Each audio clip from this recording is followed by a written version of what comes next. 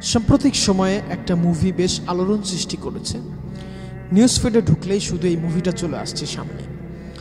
যুবকদের মধ্যে বেশ উন্মাদনা লক্ষ্য করলাম এই মুভিটা নিয়ে। তাদের দেখলাম যে তারা মুভিটা দেখছে, ভালো মন্দ রিভিউ দিচ্ছে এবং নিজে তো দেখছেই আরেকজনকে সাজেস্ট করছে এই মুভিটা দেখার জন্য। নিজে গুনাহের দিকে লিপ্ত হচ্ছে, নিজে খারাপ কাজে লিপ্ত হচ্ছে, অশ্লীল কাজে লিপ্ত হচ্ছে, আরেকজনকেও সঙ্গে করে নিয়ে যাচ্ছে।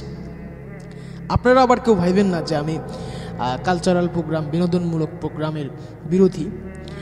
তবে আপনারা যেটা করছেন এটা তো ইসলামিক সংস্কৃতি নয়, এটা তো ইসলামিক রীতিনীতি নয়, এটা তো ইসলাম সাপোর্ট করে না।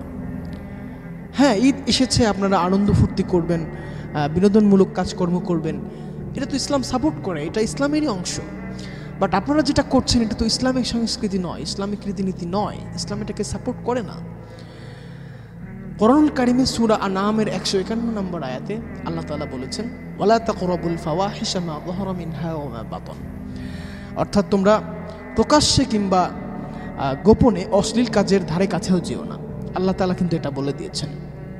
এরপর আসেন, যারা এই সমস্ত মুভি মেক করছেন, এই সমস্ত অশ্লীল কাজ যারা নিজেরা করছেন এবং মানুষকে দেখার সুযোগ করে দিচ্ছেন, তাদের উদ্দেশ্যে রাসূলুল্লাহ সাল্লাল্লাহু আলাইহি ওয়াসাল্লাম কি বলেছেন?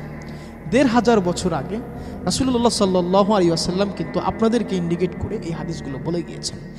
মিশকাত শরীফের ২১০ নম্বর হাদিসে রাসূলুল্লাহ সাল্লাল্লাহু আলাইহি ওয়াসাল্লাম বলেছেন, ইসলামে যারা এই সমস্ত মন্দ রীতিনীতি চালু করবে, প্রচলন করবে, তাদের জন্য ভয়ঙ্কর শাস্তি অপেক্ষা করছে। শুধু তাই নয়, আপনি একটা মুভি মেক করলেন, এটা যতজন মানুষ আপনার এই মুভি দেখছে তাদের আমল নামায় যে গুনাহ হচ্ছে সেটার পার্সেন্টেজ কিন্তু কন্টিনিউয়াসলি আপনার আমল নামায় যেতে থাকবে। শুধু তাই নয়, আপনি যখন মারা যাবেন, কবরে চলে যাবেন, তখনও কিন্তু সেই যতদিন এই মুভিটা চলতে থাকবে, যতদিন এই গানটা চলতে থাকবে, ততদিন কিন্তু আপনার আমল নামায় সেই গুনাহের পার্সেন্টেজটা কন্টিনিউয়াসলি যেতেই থাকবে।